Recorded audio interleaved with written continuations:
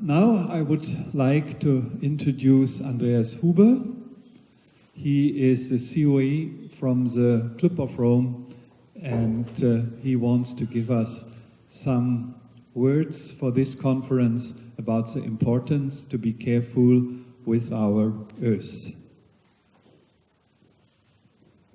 Dankeschön. Guten Morgen. The first question is how many only English-speaking guests are here in the room? Okay, I will speak in German since I'm, as a keynote speaker, convinced that it's important to get a certain passion into the speech, but and this is only possible in my mother tongue, I believe.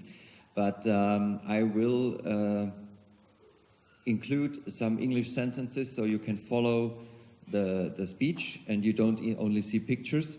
But please accept my apology that I speak mostly in German, but it could be that I just continue in English. We will see how it works, and I just hope we will be all entertained and you get some inspiration for sustainability. My name was already said, and I'm working since about 10 years for the Club of Rome, which is a global organization trying to raise awareness for long-term and interconnected and global issues. And this is what I do in presentations and also in my work as a CEO or a German Geschäftsführer. I think I'll try it in English since I'm in it already. The title of the speech today is about digitalization, migration and climate. We are taking, our decisions today are, wait a second, I think I continue in German first. Unsere heutigen Entscheidungen sind dafür verantwortlich, wie die Welt in etwa 10, 15 Jahren aussieht. Und wenn wir über die Welt sprechen, wir sehen hier die Welt, das ist der Saturn und die Welt ist da unten, dann fallen uns ein paar Dinge auf. Aber warum ich Ihnen dieses Bild zeige, ist, dass wir sehen, we are alone. Wir sind alleine. Das ist der einzige Planet und Millionen von Kilometern um uns herum ist nichts. Das sollte uns doch mit einer gewissen Demut erfüllen. Aber letzten Endes, wenn wir uns die Welt, wenn wir uns die einmal ranholen und uns das anschauen, and now you see our planet Earth and you can imagine that this planet with the ecosystem, the animals, the plants and everything is one part of a relationship, like you are in a relationship with your girlfriend or boyfriend or husband or whatever. And this one part has for sure in a relationship another part, and this is the human beings. Here with the symbolized astronaut, this man is now standing for us as human beings. And now imagine these two are in a relationship like as you are. What values, what kind of mindset is in this relationship? Think about it. Would you be in this relationship for a very long time? Is it something with empathy and humbleness and dignity, Wertschätzung? Or is it rather something not respectful, not very wertschätzend, not empathic? And that's the core problem we are facing today, because we have lost our connection to Earth. There is no feeling for empathy or anything else towards the planet. I give you a simple example. I had a Taube. Was ist eine Taube auf English? A dove. A dove on my balcony. And I didn't want this dove on my balcony sitting in Hamburg. And I had a basin, some stick, and I thought I'm going to push her away. And then I thought, okay, I'm as a human being now in a stronger position. I can push her away. And then I thought I cannot always talk about empathy towards the planet and the animals and everything, and now I just push her away because she was pregnant, and I read about pregnant doves, and yeah. Anyway, in the end, she was sitting there, and she remained there, and she got her babies, and everything was fine. She was clean. But this is what I mean. We always want our comfort zone, and we don't want anything else, and we want the things as we want them to be. And we lose completely our understanding what we do to the planet just because we want the planet as we want it to be, and what we do by this mindset we completely ignore. And there is a small book, it's called Ismail, from Daniel Quinn, or David Quinn, but Quinn is at least the author. And Ismail is a gorilla, and he gives lectures to a man who wants to save the earth. It's for sure a fiction, but this gorilla says at one part in the book, I divide human beings in two groups. There are the people who leave things and the people who take things. Die Lasser und die Nehmer in German. And you can now consider who you want to belong to, but we are all people who take the things. We are all Nehmer in German. Because we take more from this planet and also from other people in other regions than we actually should. Because we want fast communication, fast transportation, we want to have whatever, yogurt or strawberries all time of the year, and we want everything, and we can. We can because we have the energy and we have the technology, and we just do it, and we take more from the planet as we should. And the people who leave the things, die Lasser, these are in the definition of Ismail, the so-called indigene Völker, indigenous people who still live in the forest and who don't do agriculture and these kind of things. What I want to say with this is not that we should all live again as the indigenous people, but we, as a so-called civilization, we destroy the planet. And these people who we called uncivilized, whatever you know what I mean. These people, they still have this connection to this planet. They still feel as a part of our planet. But we are a part of it. We are disconnected. And that's, in my opinion, one of the biggest problems that we face, because until we have not understood that we are part of this ecosystem, we will not be able to produce solutions that are really sustainable and good for everybody. And that was the reason why the Club of Rome has been founded more than 50 years ago. Because Aurelio Pace, the founder, he had the feeling that the people get more and more powerful because of technology and the energy, but they don't know how to use this power. They have not made up a responsible mindset yet, and we still haven't. It has become more complex, we have become more powerful, everything is more, but we have not developed our mindset in the same speed and on the same level as we did our technology. And now we do digitalization and all these other things, and we have not understood how powerful we actually are. Pace said anytime that the human beings have become the moderator of life, because we decide on Earth how the Earth looks and what is living on Earth and what is not living. And these kind of things should we accept and then develop another mindset and agree that we are, in fact, the moderator of lives. And then we act as them and not as some people who are just in power and it's our planet.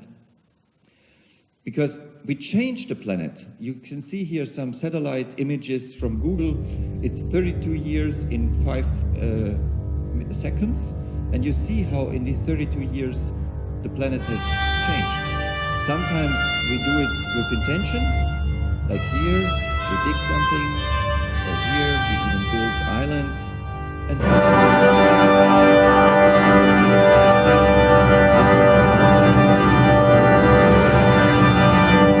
it repeats now.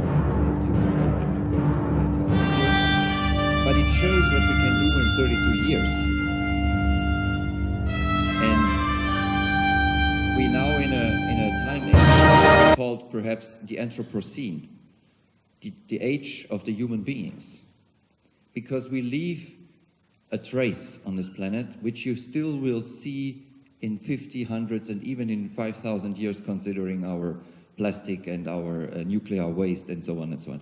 And no matter what statistics we're looking at the ecological sites, the tropical forest lost or the shrimp aquaculture, whatever, ocean, I don't even know what is this, stratosphere, ozone, and all these statistics have one thing in common: they scale in the end, they accelerate. We are in the phase of great acceleration. Everything goes up at the moment because human beings, the population is growing exponentially, and the human population is doubling faster.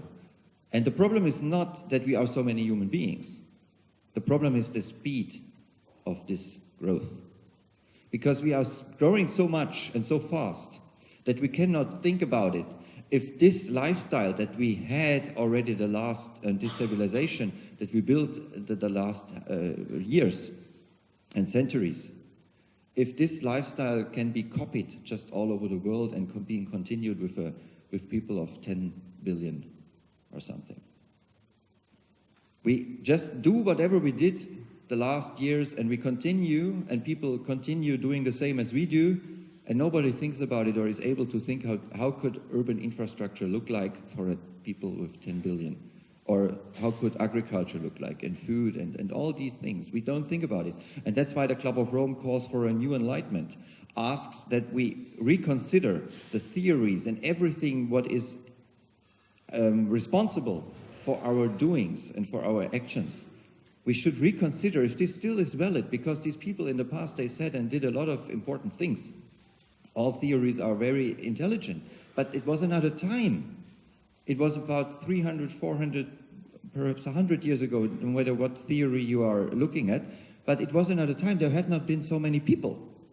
Now, in a few centuries only, we have doubled and doubled and doubled our human being, our population. And we have to think about this. And just one thing is the climate. It is, in my opinion, one of the most important things. You have seen here that the last 400,000 years, the average temperature, global average temperature is changing all the time. So, but it's not too much. It's from about 8 degrees minus to 4 degrees plus. So it's about 12 degrees between a really ice age and a warm era. And you see something here, the last 50,000 years, or even if you say only this part here, it's not so changing so fast anymore and so intense. And if you zoom to this era, the last 8,000 years approximately, the global average temperature was more stable. And these last 8,000 years is the period in which we built up our civilization that we have today. So, if the climate changes again, or this average temperature is more fluctuative, again, we endanger the fundament of our civilization.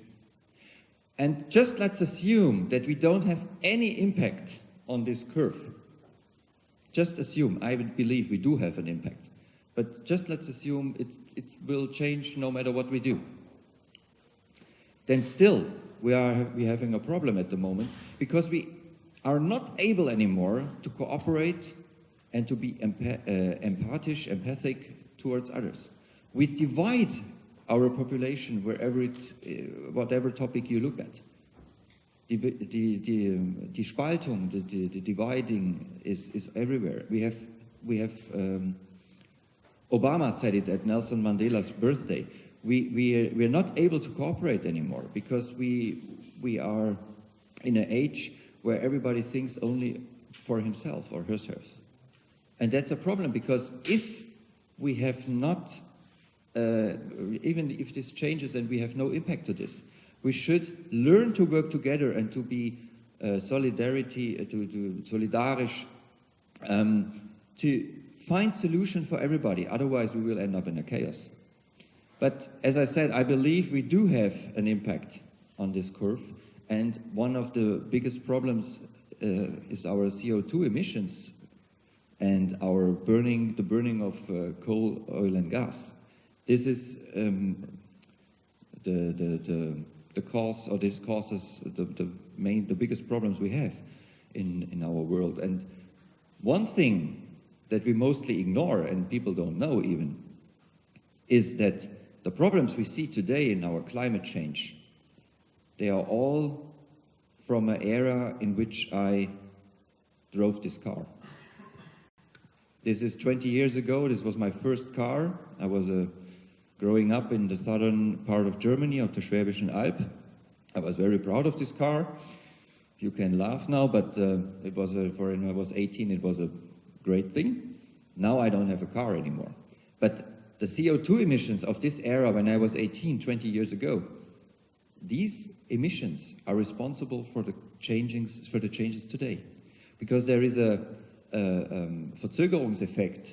It is about 20 years. What we emitted 20 years ago is now in charge, and what we emitted since that time until today, we will face the next 10 and 20 years. So it will become worse, and that's the reason why we definitely need to end the dark age of fossil fuels. You see here a history chart where there is a small gray, whatever, file. And this is the dark age of fossil fuels in human history. There was a long time, no fossil fuels, and there will come a time when we will find other solutions. We have already the solutions, but we don't use it. And I cannot tell you when this stops, but it will stop anytime. The question is just, will it be the next 10 years, 20 years, or 100 years? And there are people going onto the streets right now, Fridays for Future, young people, students, who tell the politicians and us, the house is on fire. That's what Greta Thunberg said. And Rockström, the director of PIC, the Potsdam Klima Institute, said, probably this is the largest rising in human history. On 15th of March, in more than 2,000 places on the world, 120 nations, people went on the streets. And this is not just a few students, this is thousands.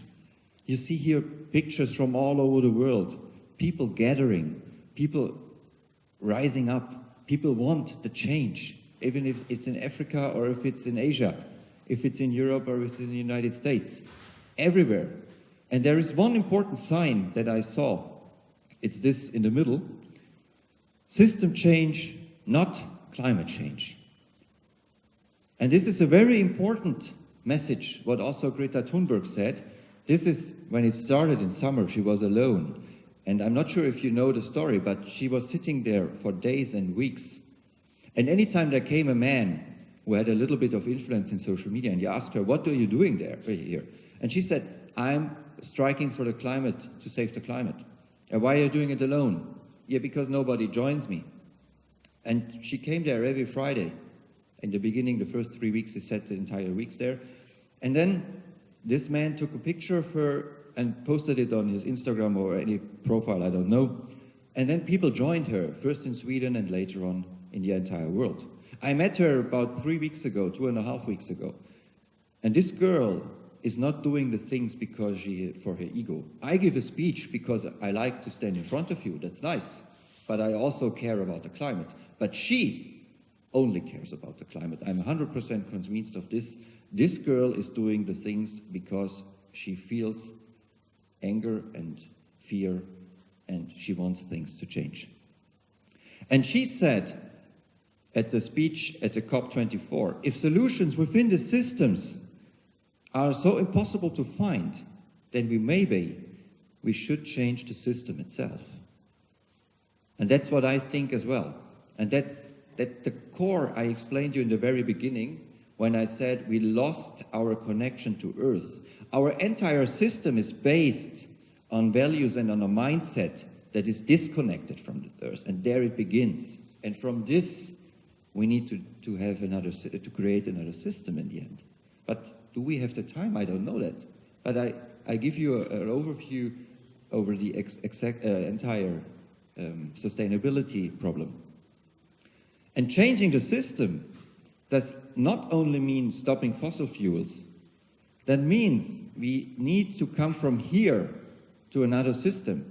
In this system here, we perhaps say like we leave the fossil fuels in the ground, we don't burn coal anymore, or we don't fly anymore so often and so on. That means we change the optimum a little bit to the left or to the right, that doesn't matter.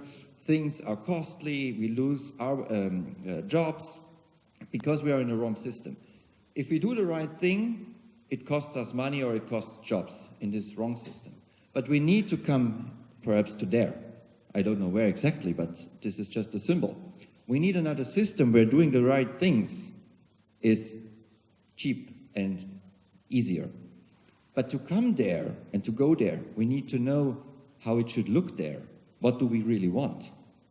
And we are able to this because we do have the solutions. This might be an Earth where machines are working for us, running with clean energy, which is free then and clean.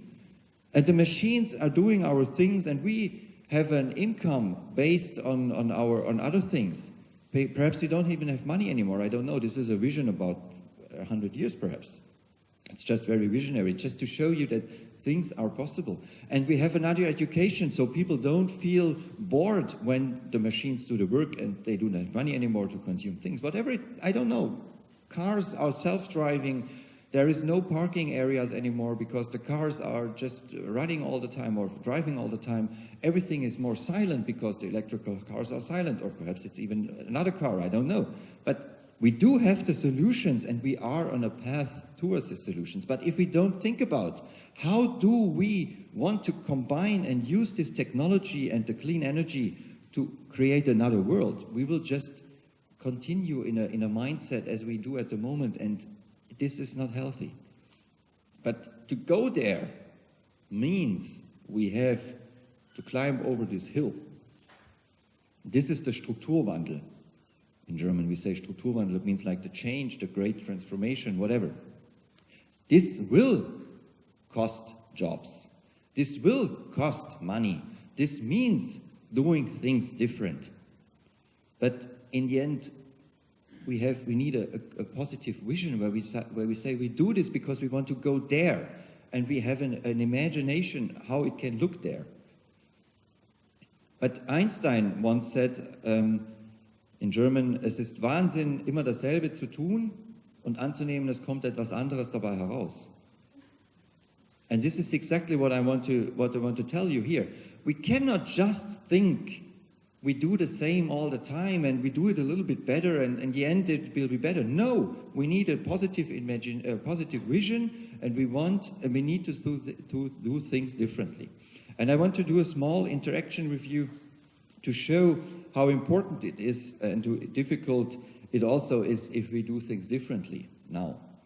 I want you to clap your hands when I give the command. I want you to just sit like this. And then if you don't want to join, you can just look. And then I count to 3, and then I said go, and you just clap once in your hands. Yeah, I count to 3, I say go, and you clap in your hands.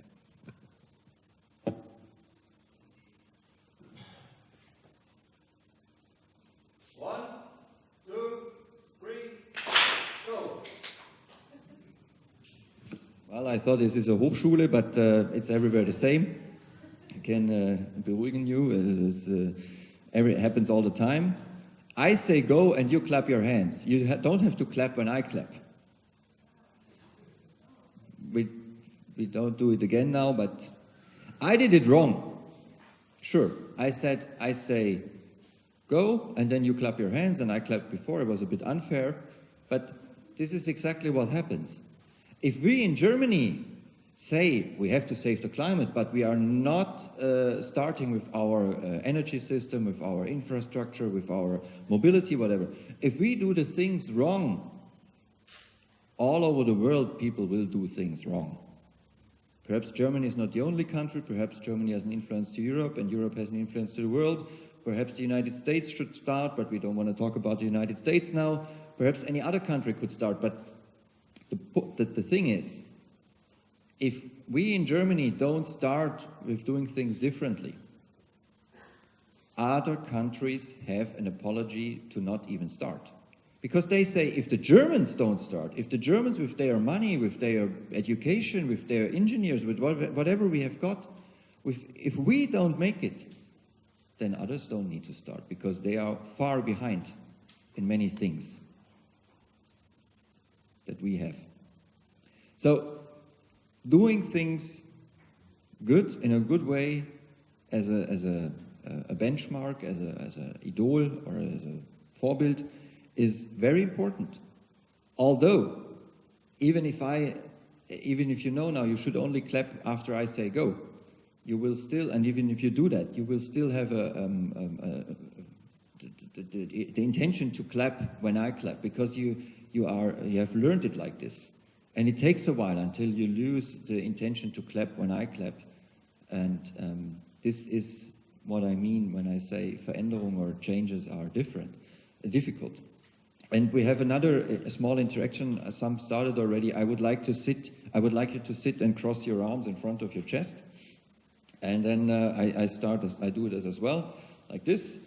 And then just think about or see what hand is on top. For me, it's the left hand. And then you shake your arms a little bit and you cross your arms again, but this time differently.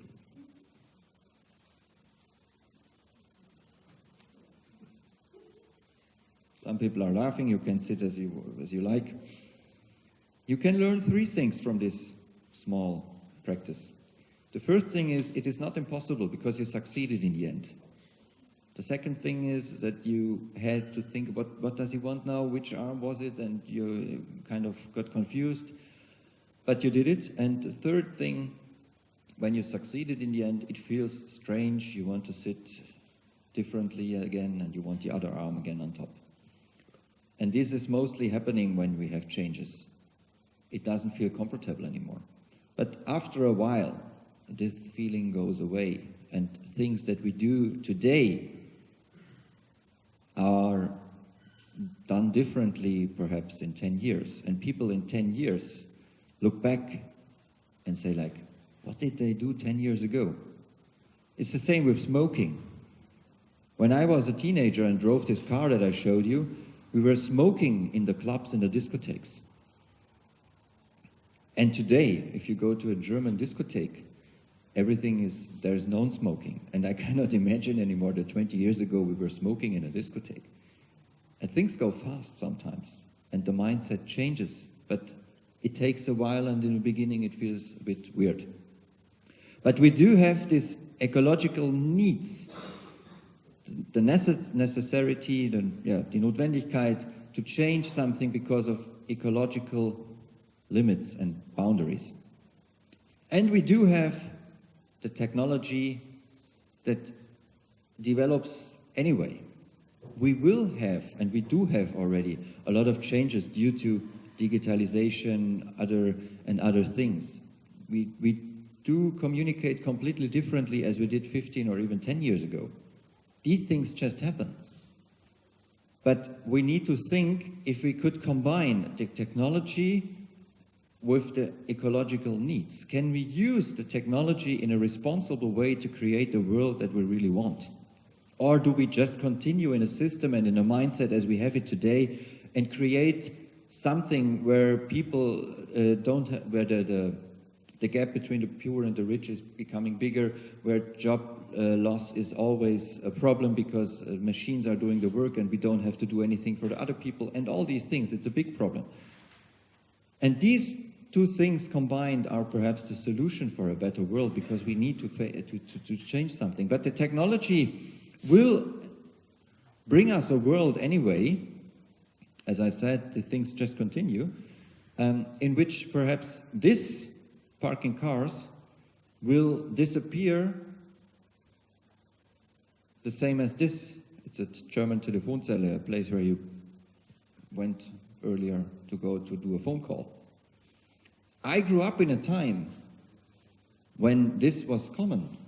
And if I don't have children yet, but if you talk to a 5 or 10-year-old today and tell them we went into such a box, stood at a cable, and we even paid money to talk to somebody, they cannot imagine this anymore. And that's the same what will happen the next 10 years with whatever, parking cars or other things. I'm sure even if it's not the ecological problem because of the CO2 emissions and the mobility and the cars, it may be the space and the room that these cars take. Imagine how much space we have and how much different our cities would look if there are not everywhere cars. Because the cars could be self-driving cars. We need only 10% of the cars that we have today for having the same mobility and so on. Perhaps self-driving cars is a future idea, I don't know, but I believe that comes faster than we perhaps think. And then a lot of things will change. I even have talked to hotel managers. They are afraid that when there are self-driving cars in perhaps 10 or 15 years, people don't need accommodations anymore because the business people driving or going overnight drives in their own cars and they sleep there. Other people do their business meetings in the car. Other people go to the hairdresser during a drive from Hamburg to Berlin or something like this. There are all these models untersucht. There are all these ideas from big companies. They already think about what can we do when the cars are self-driving. And it's not a car as we have it today, sitting in our Mercedes and there are 4 seats or something. If the car is self-driving, you can do a box where people can sit or where people can get a massage, they can buy shoes, they can even eat if you buy this car, if you design the car like this, if it's able to drive for themselves. It's just one example that things are changing, and the question is, do we just want them to change and they are just there as the mobile phones or something like this? Or do we think more, what can we do with this change and change it in a way that it's sustainable? But talking about change and business models and people who lead businesses is something about, do you hesitate or are you more bringing the progress and are you more progressive? In German, I would say Veränderer or Verhinderer sein.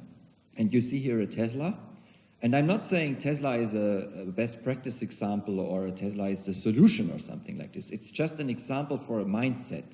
Please don't think, I would say, that Tesla and Elon Musk are the solution for the world. But Tesla has the mission as a company to accelerate the transformation to a sustainable mobility.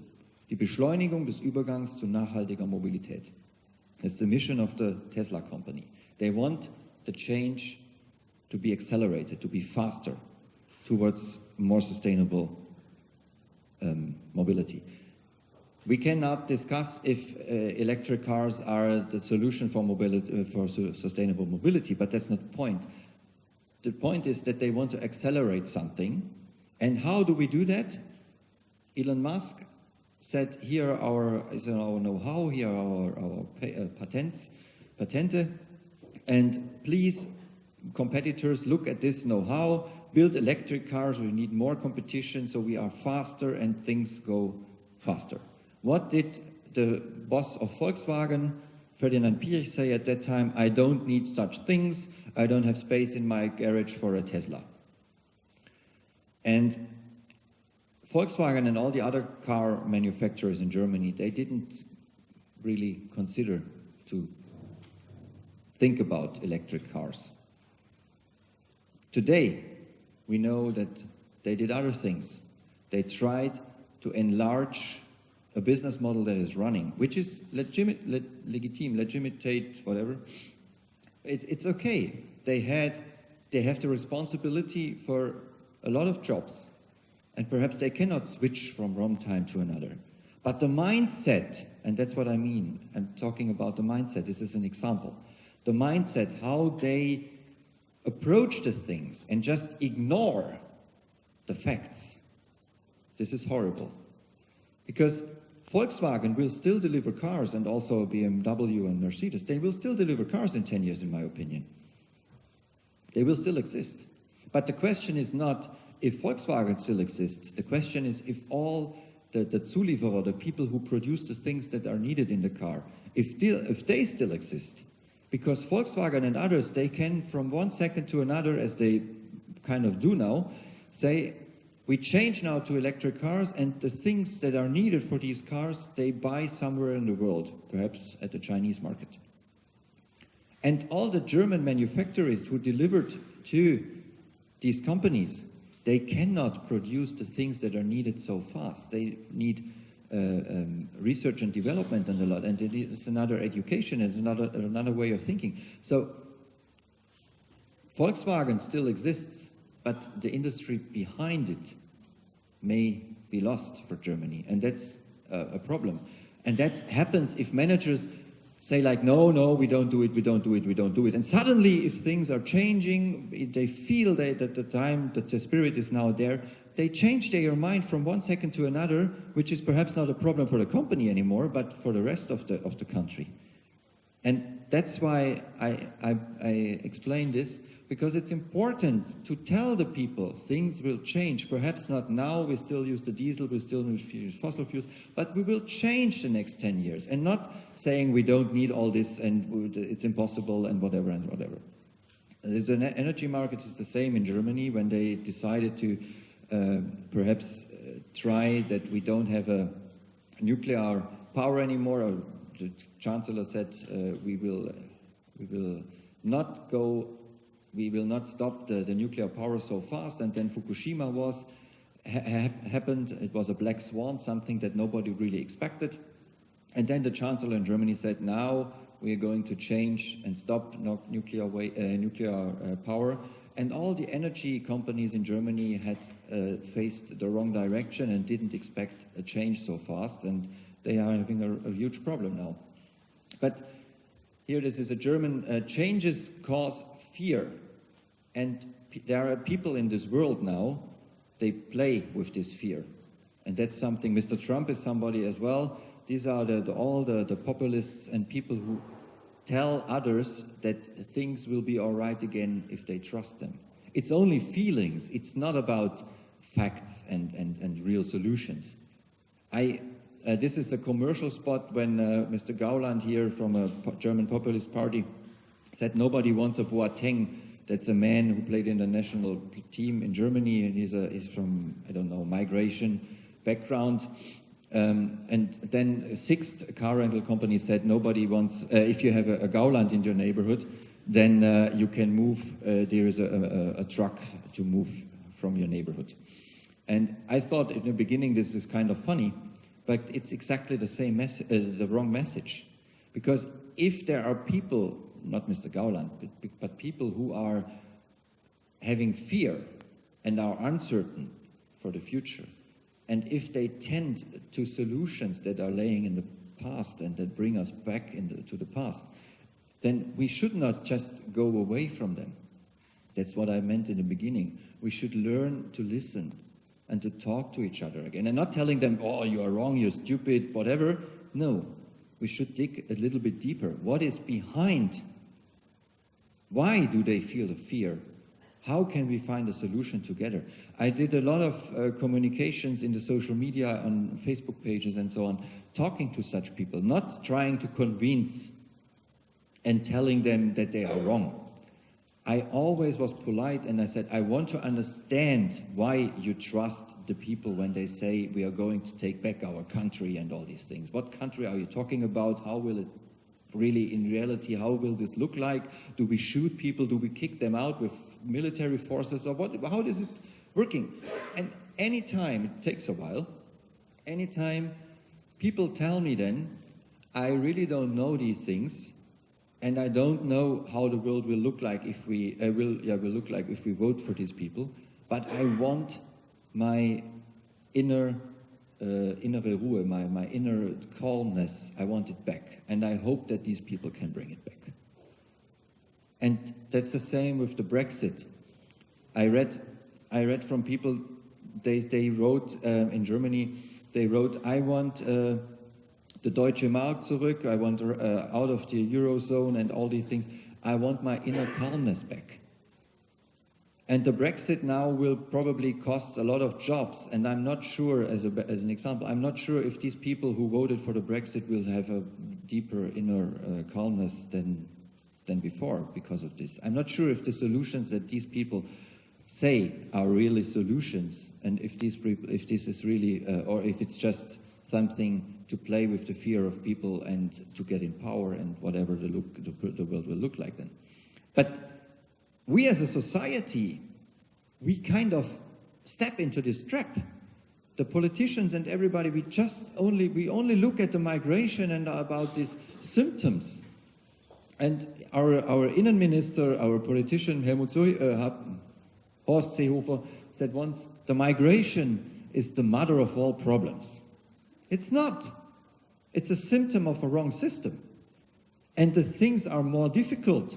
And then somebody at Twitter wrote, the migration is not the mother of all problems. The mother of all problems is called Grete Seehofer, the mother of this politician, which is kind of funny. But we totally lose that things are more complex, and in the core, the mother of all problems is our ego. Because we could change the world if we wanted to, but we don't want to. When I started giving speeches 10 years ago, I spoke about big solutions, clean energy and whatever, a different economic system for the entire world. There are solutions since more than 10 years, but that's my time horizon when I was active. And I promoted these solutions and I believed in them, and I thought, why doesn't change anything? There is the solution, and I found out in the meantime we don't want to. That's I'm convinced of this. We don't want to because we think about ourselves. And this is always stronger than the mindset for cooperation to really solve the problem that we have, that things that we do here are causing problems anywhere else, and so on and so on. And I'm not talking about cooperation like some companies or some people cooperate together. I'm talking as a cooperation as perhaps you have seen the movie The Martian, where one man was left on Mars. It's a movie, for sure, but this guy was left on Mars, Mark Watney, and then everybody worked together. The crew that was already on Earth, on way to Earth, they changed again and flew back to Mars, and the Chinese offered to give a spacecraft, and the United States, they took this offer, and everybody worked together to save this one man. This is a bit too much, as I say, it's a movie. But we had kind of the same when these people got stuck in the cave in Thailand, for example. The entire world was following the news, what is with the boys in the cave. And I did too. I don't want to say these guys are not important. But at the same time, thousands of people die because of hunger or die in the Mediterranean Sea or anything else. And we don't care about them. At that moment, we cooperated to save the 10 or 9 or 12, I don't know anymore, young boys, which was good. But this kind of cooperation, Elon Musk even flew to Thailand, perhaps it was a public relations gag, I don't know, but everybody offered help. And this kind of mindset we need if we want to really solve the challenges we have. We need a cooperation where things that kind of are important for us now, like doing some business and having a nice feeling because our ego or whatever, these things we should do behind and say, like, what is really the problem now? When we talk about Fridays for Future, at the moment, the politicians say, like, well, they should go to school, they should leave this topic to the experts and all these things. And I said for myself, there was a politician in a discussion with me, and he said, well, these young people, they want now the end of fossil fuels immediately, and they don't know how impossible this is. They are naive. It will not work immediately. We will have job loss, and we need to take care for the people. And I really got angry. I said to him, do you know why these young people ask you to do it now? And he looked at me, and I could see the question mark above his head. I said, they ask you to do it now because you didn't do it 10 years ago. 10 years ago, we could have thought about how do we manage this. But now, We need to think about the people who lose their jobs and take care of them, but we need to change. We don't have another 10 and 15 years. It's over. And this is as well what Greta said. Imagine when there was this Mark Watney on Mars looking to the Earth, then he probably or perhaps will have this meta overview, and he will also get to the core as Greta did in her speech in Brussels, and what I say as well, but she found better words. We need a new way of thinking. The political system that you have created is all about competition. That must come to an end. We must stop competing with each other. We need to cooperate and work together. That sounds a little bit like communism, perhaps. I don't want to tell you that we only should think about cooperation and forget the money and forget the jobs and whatever. I try to make it a little bit provocative. To really rüttel and to really force you to think differently and at least go a little bit, a few steps towards a direction which is a bit more cooperation and not only what is good for you, but a good solution for the world. Because as I said in the beginning, we are interconnected with this world. We cannot do things without having anywhere in the world and any time in the world some result. It's impossible to do something here and not expect that somewhere and any time there is a change or a result out of our actions.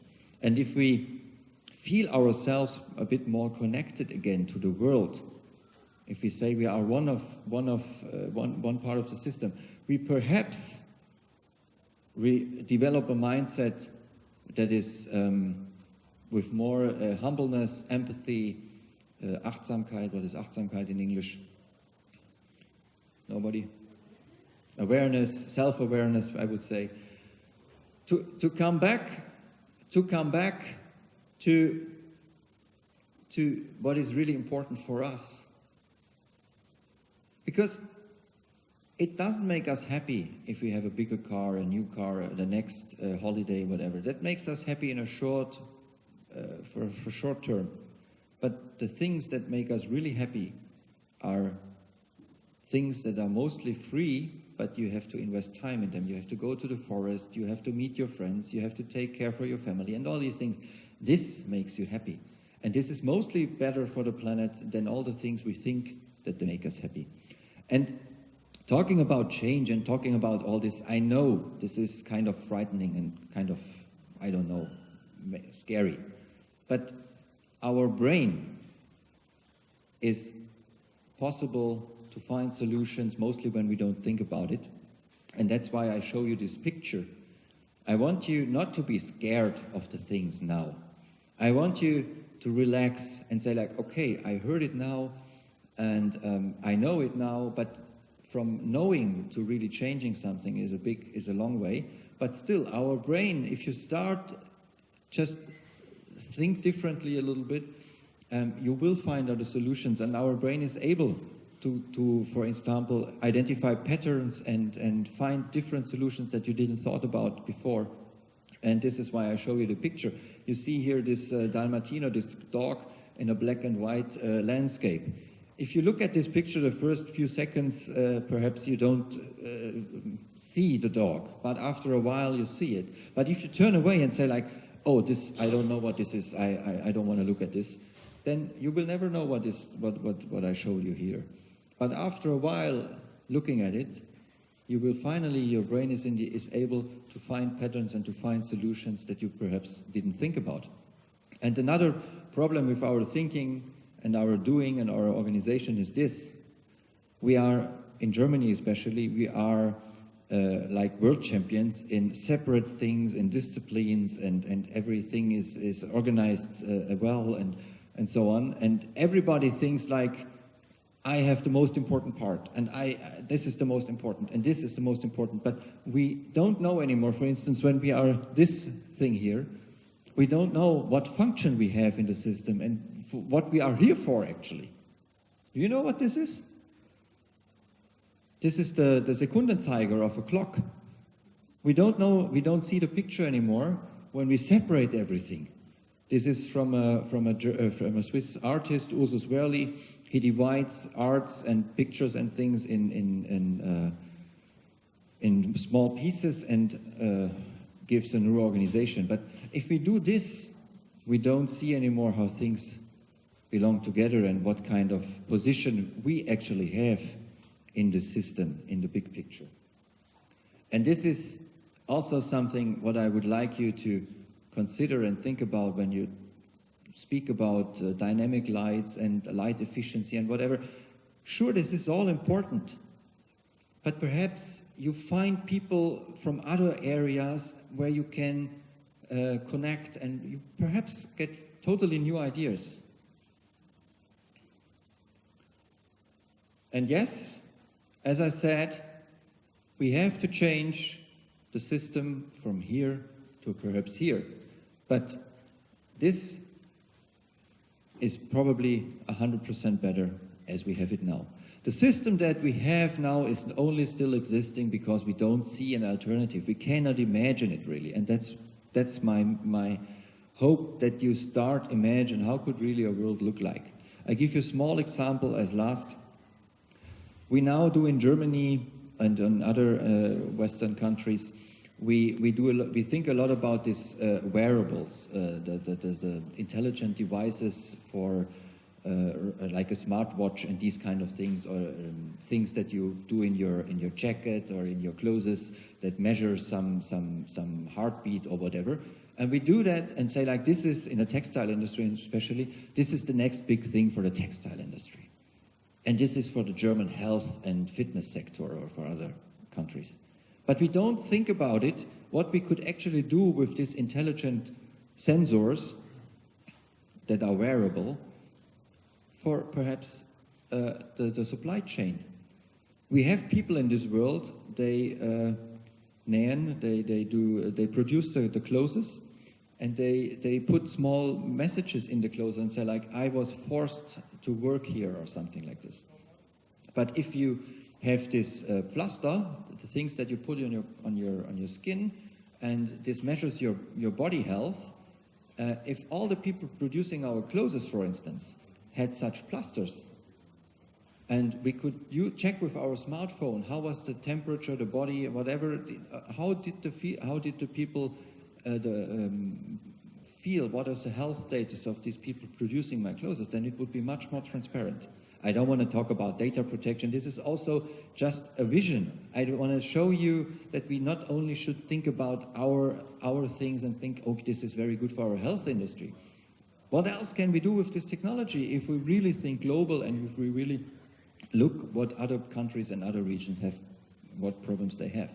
And as I said, this system only exists because we cannot really imagine anything else, and it's exhausting to change, but it's also exhausting to see every evening the news, and every evening you have the same feeling in your belly, something goes wrong.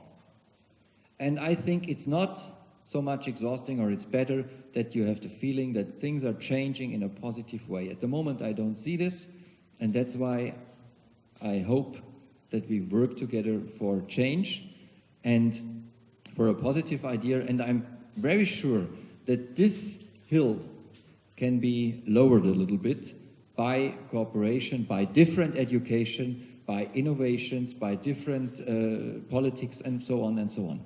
This doesn't have to be such a big mountain, but it will be a mountain that we have to climb up. But it's in our hands, and the leaders, politics, and so on, to lower the mountain to get to another system.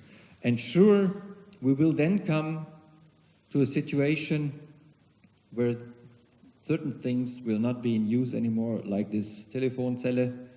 But I'm sure if we think about the people and the things that we don't need anymore, and if we integrate it and be solidarisch, then we will find other solutions for the things we don't need anymore. And in this case, it's a toilet, but this is only a funny example. I hope you get the message, and I thank you very much for your attention.